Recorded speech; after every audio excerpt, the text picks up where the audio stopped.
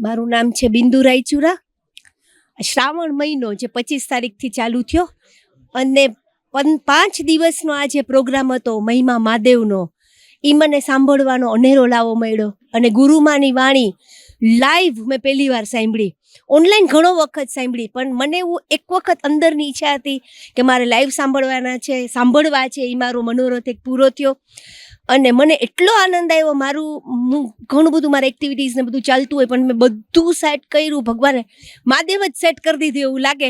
અને હું અહીં આનંદ લઈ શકી. ને આ લોકોનું જે રોટરી વાળાનું આયોજન હતું, કિશોરભાઈ કોટેચાનું આયોજન હતું, ઘણું બધું એટલું વેલ મેનેજડ હતું કે તમે આવો એટલે જરાય તમને તકલીફ ન પડે. પ્રસાદથી માંડીને તમે આવો એટલે આવકારવાળા જાય એટલે બધું જ ટૂંકમાં એક પણ વસ્તુ આપણે એવું ન કહી શકાય કે કંઈ ખામી રહી ગઈ. એટલી 100% પ્રોપર આયોજન, મેનેજમેન્ટ, અરેન્જમેન્ટ, પ્રસાદ બધું.